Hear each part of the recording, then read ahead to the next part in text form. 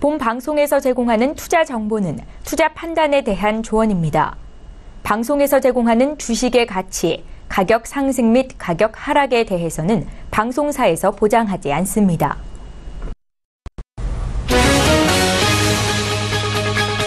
헤드라인 뉴스입니다. 미국 뉴욕 증시에서 주요 지수는 민간 고용 지표가 부진한 모습을 보이고 한반도 지정학적인 우려가 불거진 영향 등으로 내렸습니다. 다우존스 지수는 0.74% 하락한 21,320.04의 거래를 마쳤습니다. S&P 500 지수는 전일보다 0.94% 떨어진 2,409.75에, 나스닥 지수는 1% 내린 6,089.46의 거래를 마쳤습니다. 미국의 6월 민간 부문 고용 증가가 월가의 예상치를 밑돌았습니다. ADP 전미 고용 보고서에 따르면 6월 민간 부문 고용은 15만 8천 명 늘었습니다. 이는 월스트리트 저널이 집계한 애널리스트들의 전망치인 18만 명을 밑돈 것입니다. 미국의 지난 6월 서비스업 활동이 시장 예상치를 웃돌면서 90개월째 확장세를 유지했습니다. 공급관리협회는 6월 서비스업 구매 관리자 지수 PMI가 전월 56.9에서 57.4로 올랐다고 발표했습니다. 이는 월스트리트 저널 조사치 56.5를 웃돈 것입니다. 국제유가가 미국의 원유 재고가 줄었다는 소식에 소폭 올랐습니다. 뉴욕 상업거래소에서 거래된 미국 서부 텍사스산 원유 WTI 8월 인도분은 0.9% 상승한 배럴당 45달러 52센트의 거래를 마쳤습니다.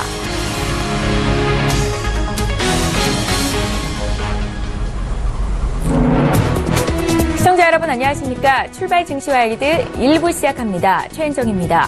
간밤 미국 뉴욕 증시에서 3대 지수는 일제히 조정이 나왔습니다. 민간 고용 등 경제 지표가 부진한 모습을 보이면서 경제 개선에 대한 기대감을 완화시켰고 또 기술주가 하락한 것이 지수에 부정적인 영향을 미쳤다는 분석인데요. 다우존스 지수는 0.7% 빠졌고 S&P 500과 나스닥 지수는 1% 안팎의 조정을 받았습니다. 자, 어제 국내 증시 마감 상황 어땠는지 살펴볼까요? 코스피가 사흘째 2380선에서 지지부진한 움직임을 보이고 있습니다. 어제는 약보합으로 거래를 마쳤는데요. 0.02% 떨어진 2387포인트로 거래를 마쳤습니다. 반면에 코스닥 지수는 이틀째 올랐습니다. 0.34% 상승한 663포인트에서 거래를 마쳤는데요. 오늘 국내 증시 움직임은 어떨까요? 오늘 한 주를 마감하는 금요일장입니다. 증시에 영향을 미칠 만한 국내외 이슈 분석 도와드립니다. 자, 출발 증시와이드 일부 시간 지금 본격적으로 시작합니다.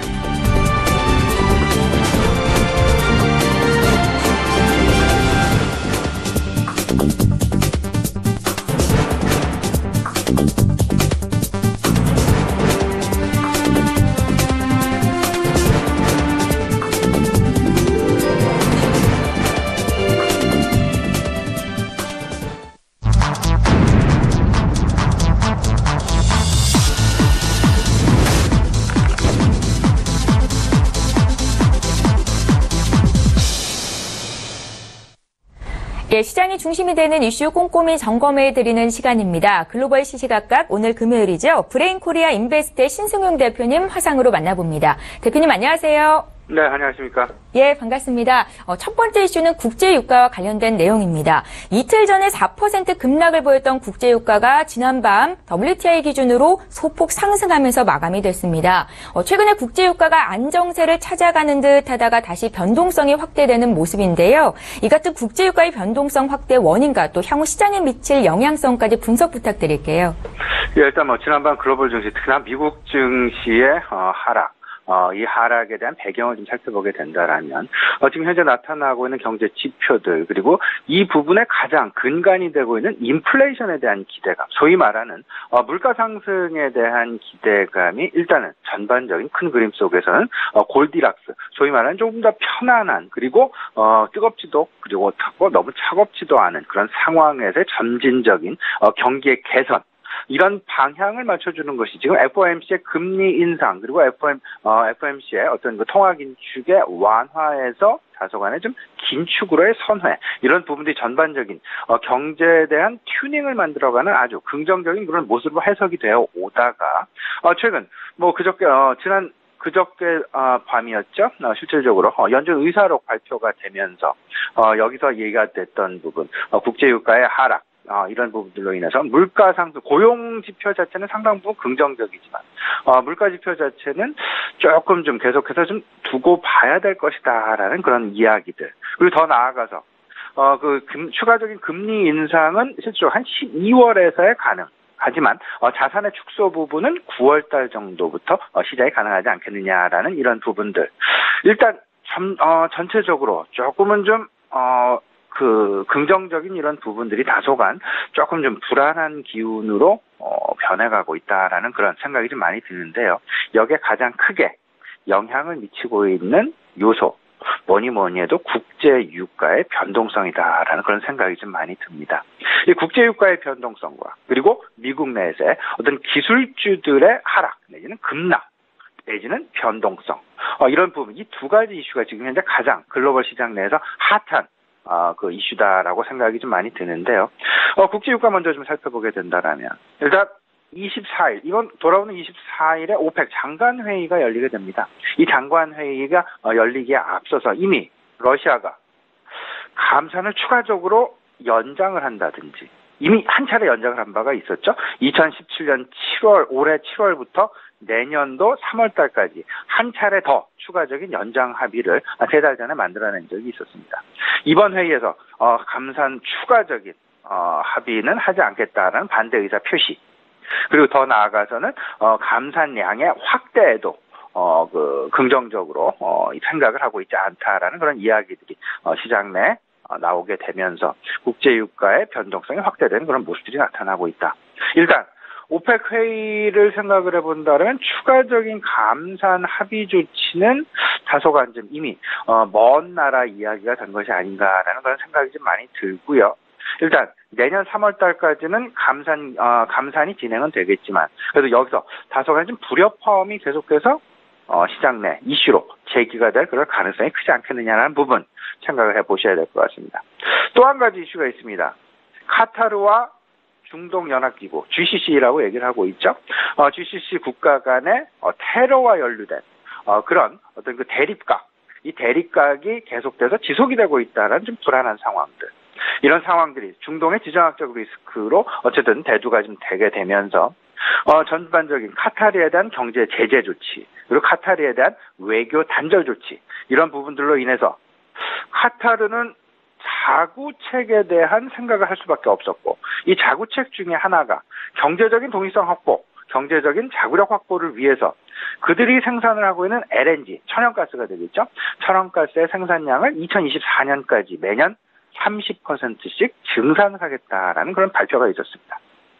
이런 부분들과 맞물려서 생각을 해본다면 천연가스의 생산 증가는 결국은 천연가스의 전체적인 시장 가격의 하락을 야기시킬 수밖에 없게 될 것이고, 이 LNG 가격의 하락은 결국은 이 대체제라고 이야기를 할 수 있는 국제 유가의 하락을 부추길 그럴 가능성 당연히 배제할 수 없다라는 부분으로 인식을 하셔야 될 것 같습니다.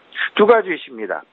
오펙 장관 회의에서의 러시아를 비롯한 러시아로부터 시작이 된 추가 감산 가능성의 제한 소식, 그리고 카타르 내에서의 LNG 증산, 이로 인한 국제 유가의 하방 압력.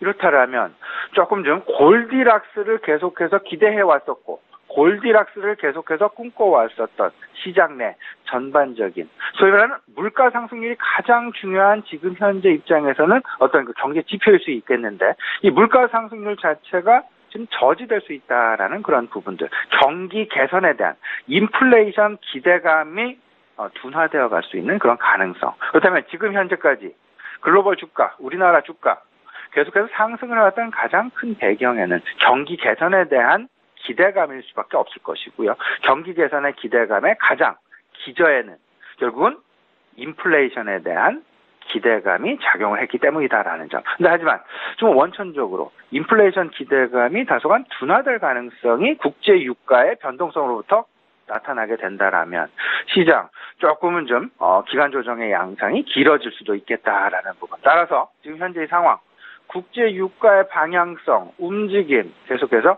예의주시하셔야 될 것이다라는 부분 다시 한번 좀 강조해 드리도록 하겠습니다. 예, 국제유가 움직임을 분석하면서 시장의 기간 조정이 길어질 수도 있겠다라는 말씀을 주셨는데요. 잠시 뒤에 구체적인 투자 전략 여쭤보도록 하겠습니다. 자, 이번에 두 번째 이슈로 넘어가 보겠습니다. 상반기 수주 개선에 따라서 조선업종의 주가가 반등을 보였었죠. 추가 상승에 대한 기대감 역시 커지고 있는 상황인데요. 조선업종은 대표적인 경기 민감주 중에 하나로 꼽히고 있습니다. 경기 회복에 따른 조선업종의 턴어라운드 기대감 또한 커지고 있는 상황에서 올해 상반기 국내 조선사들의 수주 실적 점검 부탁드리고요. 향후 주가 방향은 어떨지도 함께 말씀 부탁드리죠. 예, 일단 이렇게 좀 생각을 하셔야 되겠죠. 수주는 계속해서 증가를 했습니다. 그리고 이번 올해 상반기 수주 1위는 하진 못했고 2위, 수주 2위 국가가 되었습니다. 한국과 그리고 중국 그리고 일본. 이 3개국이 계속해서 조선 업종 내에서는 글로벌 시장 거의 독식하다시피 하고 있는 그런 와중에 상호 간의 경쟁 역시 치열해지고 있다. 근데 여기서 이제 우리가 생각해야 될 부분, 결국은 중국의 우리나라에 대한 위협 부분이 될 것 같습니다. 계속되는 어떤 그 중국의 위협, 그들의 실력 자체도, 조선 실력 자체도, 조선에 대한 기술력 자체도 상당 부분, 이제 그 발달을 해서, 결국은, 이 LNG 선까지 수주를 하는 그런 모습을 만들어내고 있다라는 부분. 지난 6월 달에 좀 살펴보게 된다면 LNG 4척을, 4척을 동시에 수주를 하게 되면서 우리나라 상반기 1위 수주 가능성이 있었는데요. 하지만 중국의 막판에 밀리게 되는 그런 모습이 되었다라는 부분. 일단 올해 글로벌 시장 내에서 13대가 발주가 됐는데 한국, 조선 3사가 LNG 시장은 계속해서 독식을 해왔다가 이제 중국 조선사들한테 하나 둘씩 그 수주를 빼앗기고 있다라는 부분. 조금 좀 그렇게 좋은 소식은 분명히 아니다라는 점. 근데 분명한 건 있습니다. 과연 지금 현재 나타나고 있는 발주 그리고 우리나라 선사들이 지금 가지고 오는 그런 수주 소식들, 과연 전년 대비해서, 평년 대비해서 과연 얼마나 긍정적인 부분일까를 생각을 해본다라면 평년 대비해서는 그다지 그렇게 썩 긍정적인 부분은 분명히 아직까지는 아니다라는 점. 지난달을 기점으로 해서 사실은 군산조선소가 전체적으로 폐쇄가 되는 그런 모습들이 나타났죠. 이런 부분들을 생각을 해보고, 그 다음에 또 한 가지. 경기 민감 업종 중에 가장 사이클이 긴 업종은 조선업종이 되겠습니다. 그 조선업종의 사이클, 통상적으로 10년에서 15년이다라고 이야기를 하고 있습니다. 근데 10년에서 15년의 사이클, 과연 지금이 정말 바닥일 것이냐? 그리고 15년 장기 사이클에 있어서의 바닥에 사는 것이, 바닥에 매수를 하는 것이 정말 그렇게 중요할 것인가라는, 그리고 수익률을 확보하는 데 있어서 정말 그렇게 핵심적인 그런 매수 관점으로 대응할 수 있을까의 여부, 조금 저는 좀 부정적으로 생각을 하고 있고요. 오히려 긴 호흡의 사이클이다라면 단기적으로 지금 현재 바닥에 사서 저점에 매수하는 것이 저는 그다지 그렇게 중요한 핵심 포인트는 아니다라는 생각이 좀 많이 들고요. 오히려 무릎 정도에서 아니면 허리에 사서도 충분히 수익률을 확보해 나갈 수 있다. 그렇다면 조금 더 확인이 필요한 것이 아니겠느냐. 바닥에 대한 확인이 조금 더 필요할 것이다라는 부분. 그리고 조선 업종의 사이클이 개선되어 가는 것을 확실히 확인하고 조선 업종에 대한 진입을 하는 것이 바람직하지 않겠느냐라는 그런 생각 좀 가져보게 됩니다. 그렇다면 조선 업종의 턴어라운드를 확실하게 우리에게 알려줄 수 있는 가장 중요한 핵심적인 힌트는 무엇일까 생각을 해본다라면 고용과 관련된, 아직 조선 업종의 고용 관련 구조조정은 완전하게 끝나지 않았습니다. 조선 업종에서의 고용이 개선되고 있다라는 소식조차 들려오고 있지 않은 그런 상황이다라는 점. 오히려 조선 업종 내에서는 여전히 인력과 관련된 구조조정이 계속되고 있다라는 그런 소식만이 들려올 뿐. 그렇다면 지금 현재 바닥이냐 아니냐, 그리고 실질적인 턴어라운드가 시작되었느냐 안 되었느냐를 판단할 수 있는 가장 중요한 핵심적인 힌트가 될 수 있다라는 부분. 개인적인 판단으로는요, 조선업종 아직은 조금 좀 이르다라는 생각이 좀 많이 들고요. 조금 더 고용, 특히나 고용을 중심으로 해서 조선 업종의 턴어라운드를 확인하는데 조금 더 시간이 필요해 보이지 않나. 우리 시청자 여러분도 좀 참고해 주셨으면 좋겠습니다. 예, 조선업종에 대해서는 바닥에 대한 확인이 조금 더 필요해 보인다라는 말씀을 주셨습니다. 자, 이제 마지막으로 시청자분들이 가장 궁금해하실 오늘장 투자 조언 들어볼까요?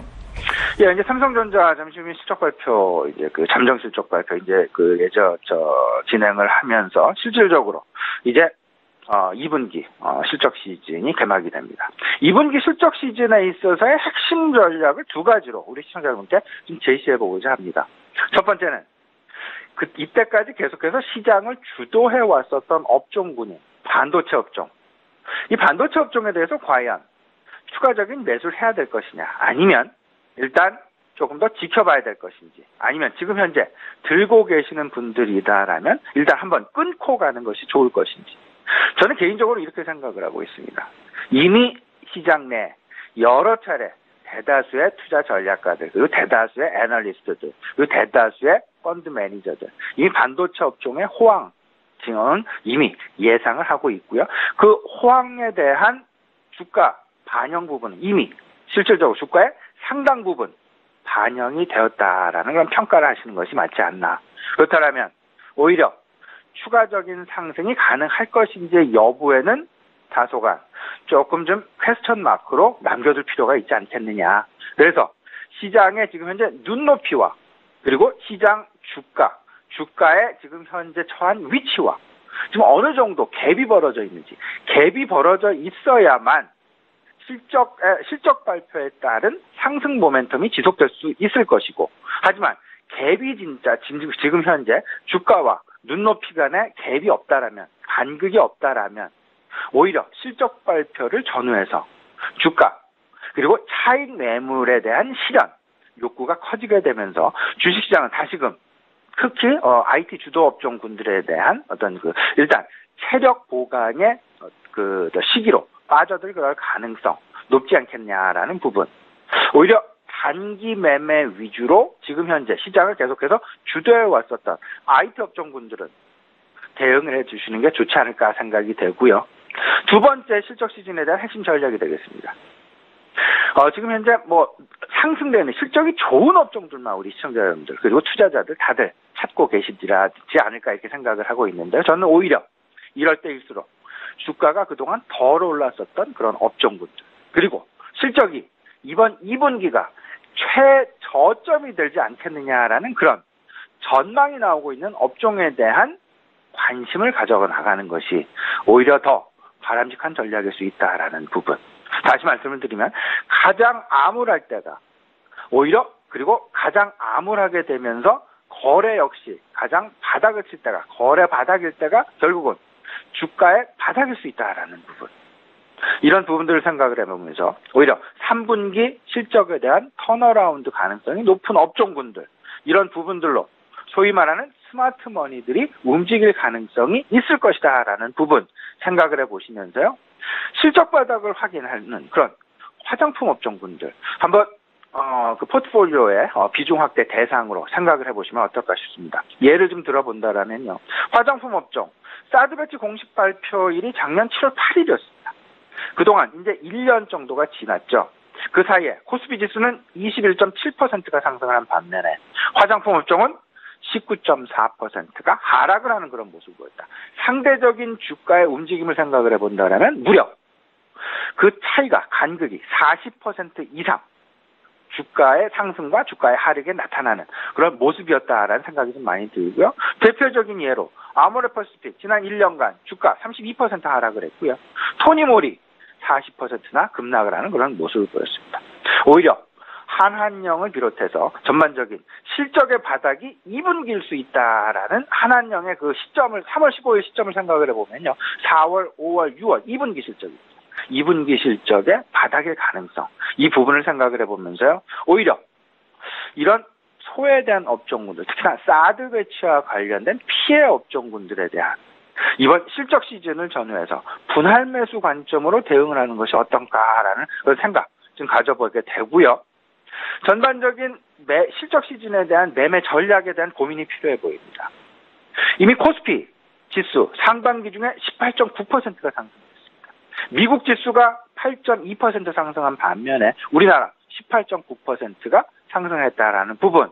염두에 두시면 당연히 이번 실적 시즌을 계기로 그리고 이번 미국에서도 계속되는 단기적인 차익 실현 매물 특히나 기술주들 중심으로 나오고 있다는 부분을 감안을 해본다라면 일단 차익 실현에 대한 욕구가 증가할 것이다. 따라서 실적 시즌 중에 어쩌면 단기 매매가 상당 부분 유효할 수 있을 것이다라는 생각 해보게 되고요. 실적 시즌을 지난 이후는 분명히 밸류에이션 관점으로 시장은 변하게 될 것이다. 다시 말씀을 드리면 유동성과 실적 간의 어떤 그 상당한 힘겨루기 장세가 예상이 된다. 근데 여기서 우리가 간과해서는 안 될 부분이 선진국에서의 유동성 기조 변화가 결국은 우리나라 비롯한 신흥국들의 금융 변동성 확대로 나타날 가능성이 있지 않겠느냐라는 부분. 이 부분을 꼭 좀 생각을 해보시면서요. 일단 조금 좀 단기적인 매매로 좀 유지를 해보자 말씀을 드려봅니다. 4가지 우리 시청자분께 제시해드리겠습니다. IT 주도주 밸류에이션을 계속해서 유지할 수 있겠느냐 없겠느냐의 여부. 다시 말씀을 드리면 실적과 시장의 눈높이가 어느 정도 맞아 떨어지는지 안 떨어지는지 이 부분에 대한 확인이 필요해 보인다라는 거. 두 번째, 실적 턴어라운드에 대한 모멘텀에 오히려 관심을 가져가는 것이 더 낫지 않겠느냐라는 그런 생각. 세 번째, 유동성 논란 분명히 생각을 하셔야 됩니다. 네 번째, 앞서서 말씀을 드렸던 국제 유가의 방향성. 가장 중요한 기대 인플레이션을 계속 유지할 수 있느냐 없느냐의 여부. 이 부분이 결국은 골디락스의 장세가 진행될 것이냐, 계속 진행될 수 있겠느냐의 여부를 결정하는 가장 중요한 핵심 이슈가 될 가능성이 높다라는 부분. 이 4가지 분명히 기억을 해 놓으시면서요. 투자 전략을 마련하시는데 도움이 되셨으면 좋겠습니다. 예, 실적 기대감을 한껏 안고 있는 IT 업종과 또 실적 기대감이 가장 암울한 화장품 업종에 대해서 어떻게 투자를 하면 좋을지 의견 함께 들어봤습니다. 브레인코리아 인베스트의 신승영 대표와 함께했습니다. 고맙습니다. 네, 감사합니다.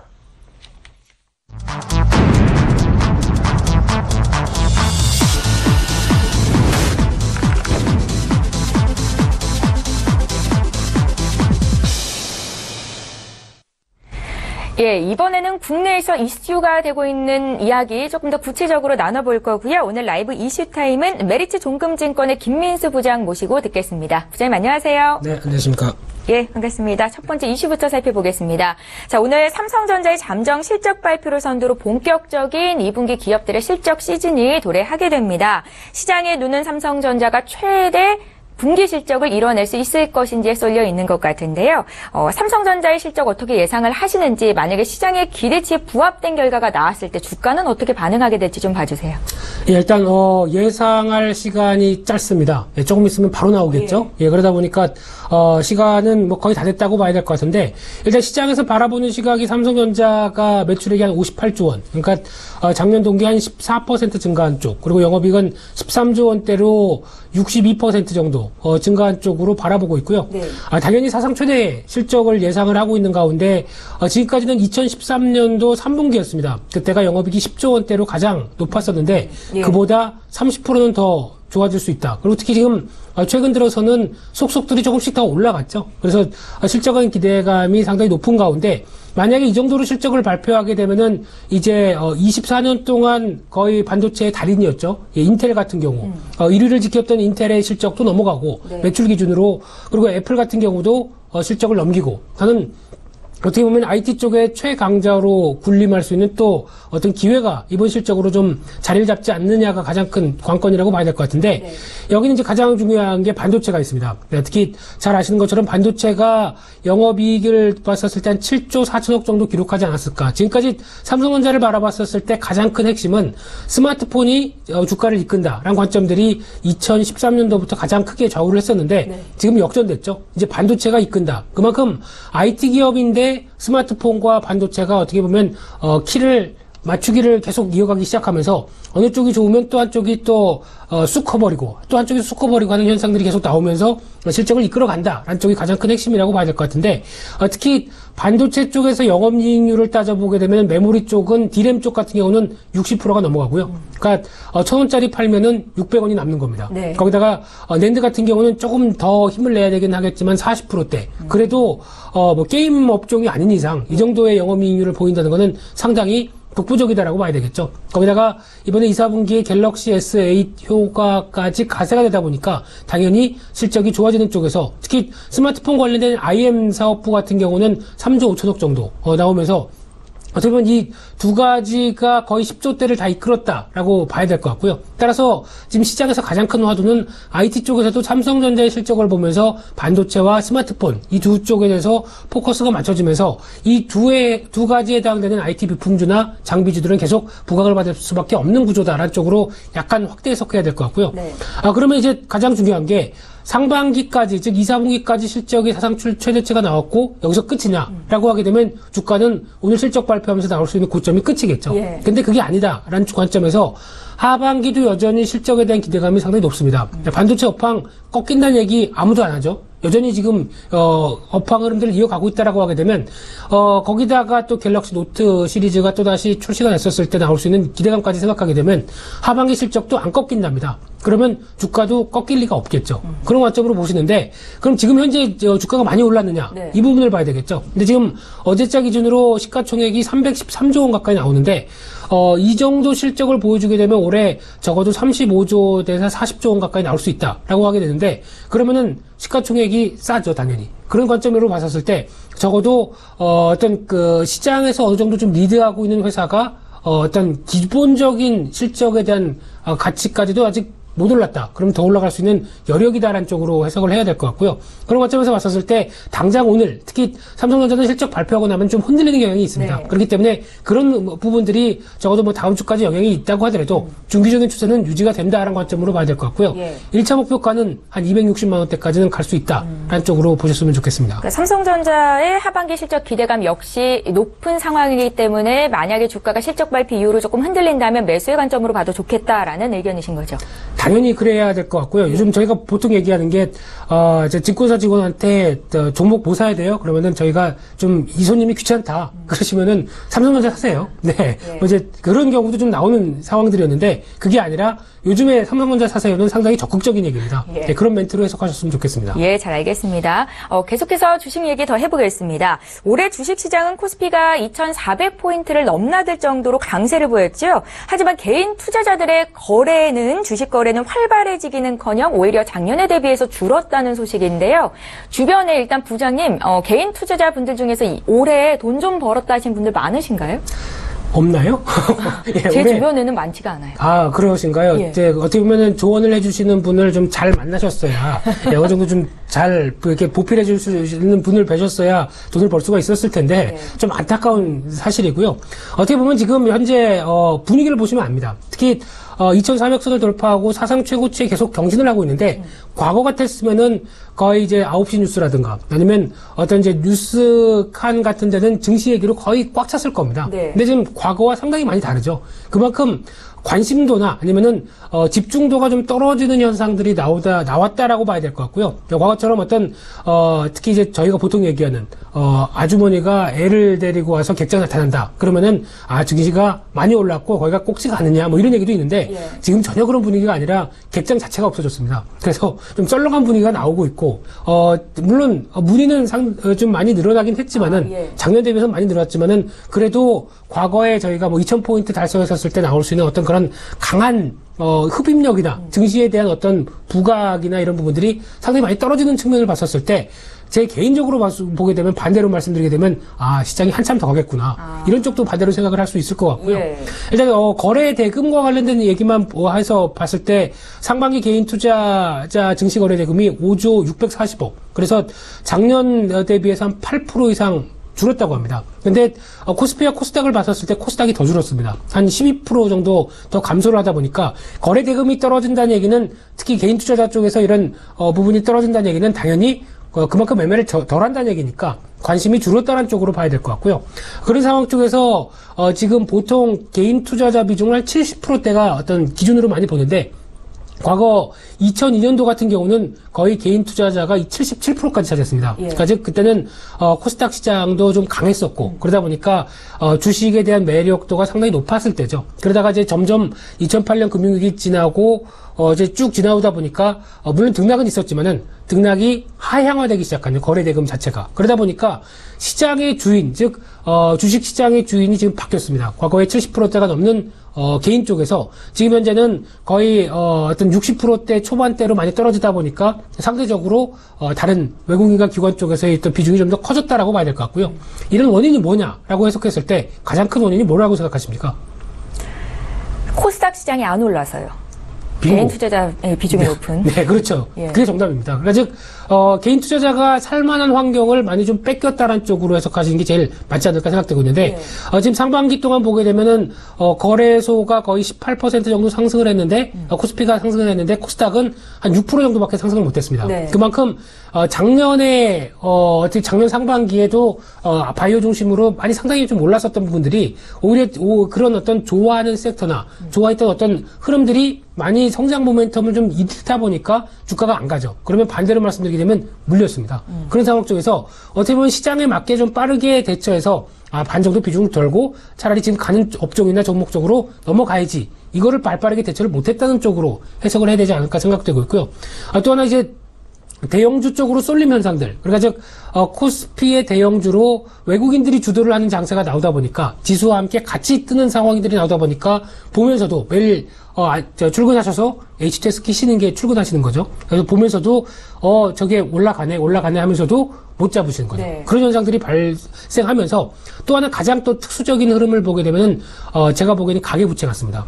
특히 지금 전세금 올려줘야 되는데 무슨 주식 투자야 하고 사모님께서 얘기하시죠. 그러면은 당연히 주식하던 것도 빼서 글로 넘어가야 되겠죠. 그런 관점과 함께 또 한 1, 2년 전부터 또 불기 시작한 이제 부동산 열풍들, 지방부터 또 들어왔다가 지금 여전히 서울은 계속 꺾이지 않고 있죠. 그러다 보니까 부동산에 대한 관점들이 계속 커지다 보니까 상대적으로 좀 소외가 되는 측면들, 이런 쪽도 같이 연결을 할 수가 있는 것 같은데, 보통 저희가 이제 대한민국 간 어떤 생산 가능 연령 흐름을 봤었을 때, 투자의 흐름들이, 이쪽은 투자를 하게 되면 불패한다. 적어도 손해는 안 보고 나온다는 쪽이 부동산이 가장 아직까지는 높고요. 그런 차원에서 자산 구조도 여전히 70% 이상을 부동산 쪽으로 갖고 있습니다. 이게 어떻게 보면은 계속 올라가면 모르겠는데 상대적으로 지난 금융위기 때처럼 어느 정도 좀 흔들림이 나온다라고 하게 되면 이에 대한 대처를 또 상당히 못하는 게 사실입니다. 그래서 그때 잘못하게 되면 또 부동산도 손절매를 했다가 오히려 또 단기 손해폭이 커지는 경우도 발생하게 되거든요. 네. 그런 상황 쪽에서 오히려 제가 보기에는 어떤 자산에 대한 구조 같은 경우도 주식도 물론 과거에 쓰라린 경험이 많이 있다고 하더라도 어느 정도 시장 흐름들을 맞춰가는 전략과 함께 행보를 맞춰가는 전략을 쓰게 되면은 주식 투자도 하나의 중요한 투자 수단이라는 부분들을 다시 한번 좀 이끌어내셔야 될 것 같고요. 단적인 예로 삼성전자만 잘 10년 동안 갖고 있었어도 자산이 부동산만큼 못지않게 잘 올라왔습니다. 그런 어떤 여러 가지 흐름상을 봤었을 때 중기 투자에 대한 관점, 배당에 대한 관점까지도 같이 생각하시면서 조금 투자에 대한 흐름들을 보완하신다고 한다면 그래도 잃지 않는, 특히 시장을 주도해 나가는 개인 투자자가 되실 수 있음을 시청자 여러분들은 충분히 그러실 수 있을 뿐이라고 생각하고 있기 때문에 이런 쪽은 그래도 시장을 맞춰가자. 이게 제가 생각하는 가장 큰 핵심입니다. 개인 주식 거래가 과거보다 낮은 상황에서 코스피 지수는 사상 최고가를 경신하고 있는 거잖아요. 개인이 뛰어들지 않았기 때문에 아직 고점을 논의하기에는 이르다라는 말씀을 하신 것 같은데 그럼 지금이라도 사야 되는 겁니까? 날카로우시네요. 네. 그 얘기가 그 얘기라고 이렇게 말씀드릴 수도 있는 상황들인데 그러니까 지금 같은 경우도 마찬가지입니다. 지금도 어떻게 보면 이제 시장이 단기적으로 그래도 반대로 생각을 하게 되면 개인 투자자분들 입장 쪽에서는 어떻게 보면 올라간 걸 생각합니다. 즉 지금까지 지나온 결과를 생각하고 그러니까 즉 올해 초에 2000선 정도 왔다 갔다 했던 게 2400까지 와 있네. 그러면 많이 올랐다고 생각하고 더 안 들어가게 되죠. 근데 조금 더 해안을 갖고 앞으로를 생각하시는 분들 같은 경우는 2400까지 왔는데 그렇게 크게 과열이 없네. 그럼 시장 더 가겠네. 그럼 투자를 더 늘려야 되겠네. 이런 쪽으로 또 바꿔가기 시작하죠. 그러니까 어떤 투자에 대해서 약간 선도적인 흐름들을 가져가면서 이끌 수 있는 분들이 항상 돈을 법니다. 그런 관점으로 봤었을 때 지금도 나쁘지 않습니다. 지금도 그러면 상반기도 이제 거의 끝나서 하반기를 겨냥하고 있는데 하반기까지 좋아질 업종이나 종목들이 실적과 관련해서 무엇이냐 이걸 지금이라도 열심히 찾아보고 계신 분들은 바로 챔피언이십니다. 그렇기 때문에 일단 지금도 시장은 계속 열려있는 기회다라는 쪽으로 보셨으면 좋겠습니다. 자, 그렇다면 뭘 사야 되나라는 고민이 생길 수밖에 없는데요. 마지막 이슈가 될 것 같습니다. 자, 10월에 황금 연휴를 기다리시는 분들이 참 많으실 것 같습니다. 열흘간의 연휴가 눈앞에 펼쳐질 수도 있겠다라는 기대감이 생기는데요. 시청자분들 못지않게 소비 관련주에 대한 기대감 역시 높은 상황이고요. 10일간의 추석 연휴를 기대한 수혜주를 꼽아본다면 어떤 쪽이 될까요, 부장님? 이 부분은 가장 중요한 게 수혜주를 꼽는 것도 물론 중요하겠지만 놀러 가는 게 더 중요하죠. 네. 앵커님은 어디 안 가세요? 저는 수익을 좀 내보려고요. 예, 수익을 내서 공부를 좀 해서 수익을 내서 그 돈으로 열흘 동안 신나게 발리에서 모히또 이제 그런 상황이 지금 이제 10월 1일 날 공휴일을 지정을 하게 되면 그런 쪽으로 나올 걸로 보여지고 있는데 일단 정부가 가장 먼저 생각하는 거는 내수 활성화라는 쪽으로 보여지고 있는데 이제 지금 구조 쪽에서 물론 이제 소비 심리 지수도 지난달 6월 달 기준으로 111대까지 넘어가기 시작하면서 상당히 6년 만에 제일 좋은 수치라고 얘기를 하죠. 기대감이 높은 건 사실입니다. 그런데 아직까지 지금 대부분의 어떤 중산층의 가계를 흐름을 봤었을 때는 여전히 휴가가 많다. 휴가가 늘어나서 이제 어린 놀러 갈까라는 생각보다 일단 그때 일하면 어떡하지? 라고 하는 걱정이라든가 아니면은 어떤 휴가비에 대한 걱정들도 만만치 않은 게 사실이라고 생각이 들고 있습니다. 네. 그래서 주식을 잘하게 되면 앵커님처럼 이런 부분들이 다 극복이 되겠죠. 예. 네, 그런 관점에서 봤었을 때 예. 일단 지금 5월달 황금 연휴를 좀 같이 비교를 해보게 되면 해답이 나온다라고 봐야 될 것 같고요. 네. 그때도 5월달 황금 연휴 때 그래도 생각보다 의외로 지금 대형마트 쪽에서도 판매량이 상당히 많이 늘었었고 거기다가 항공, 여행 이쪽은 다 특수를 누리는 상황들이 나왔었죠. 10월달 같은 경우도 거의 비슷한 케이스가 나온다라고 보셔야 될 것 같고요. 특히 이런 관련된 부분들은 대형마트도 마찬가지겠지만 대형마트 같은 경우도 상대적으로 보게 되면은 겨울이 매출이 좋을까요? 여름이 더 매출이 좋을까요? 여름입니다. 제가 말씀드릴게요. 왜냐면은 덥죠. 네. 더우면은 집에서 에어컨 바람도 세고 그렇죠. 쇼핑도 하고 그렇죠. 보통 예. 보면은 11시 이후에도 쇼핑객들이 많아집니다. 더우니까요. 예. 또 열대야 같은 경우도 있다 보니까 그런 상황 쪽에서 음료 중심의 매출도 상당히 커지는 상황들이 나오다 보니까 이런 어떤 계절적 성수기와 거기다가 이제 10월까지 약간 연장된다라는 관점으로 보게 되면 이런 종목들 나쁘지 않습니다. 나쁘지 않는데 중요한 건 타이밍이겠죠. 예. 최근 같은 경우 내수주가 약간 반등 시도하다가 좀 많이 무거워진 지금 입장 쪽에서는 이런 부분들을 겨냥해보면서 비중 늘려가는 건 나쁘지 않다라는 쪽으로 봐야 될 것 같고요. 대표적으로 다시 한번 말씀드리면 여행, 항공, 유통주 쪽에 대한 어떤 섹터들 같은 경우는 어떤 이런 부분들이 어느 정도 좀 바탕이 돼서 실적에 대한 기반들을 계속 마련할 수 있는 뉴스다라는 쪽으로 접근하시고요.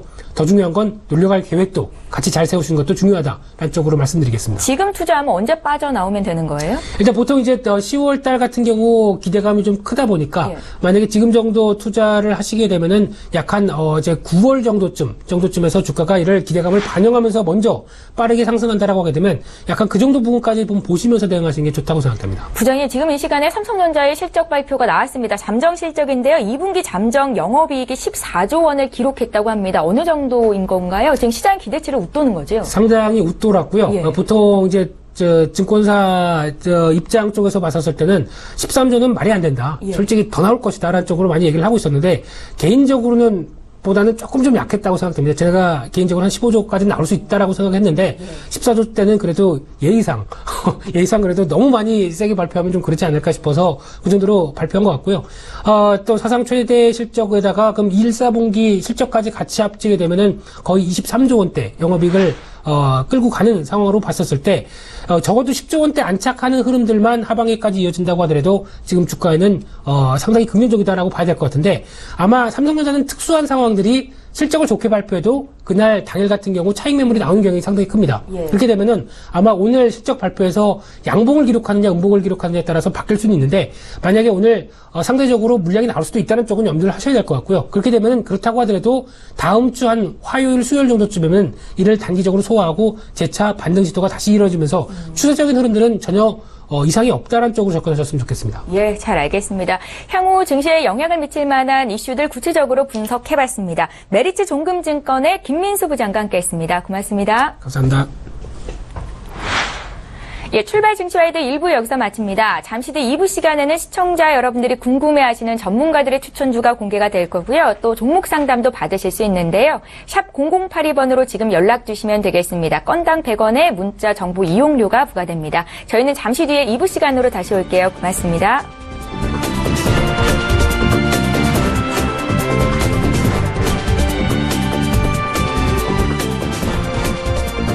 본 방송에서 제공하는 투자 정보는 투자 판단에 대한 조언입니다. 방송에서 제공하는 주식의 가치, 가격 상승 및 가격 하락에 대해서는 방송사에서 보장하지 않습니다.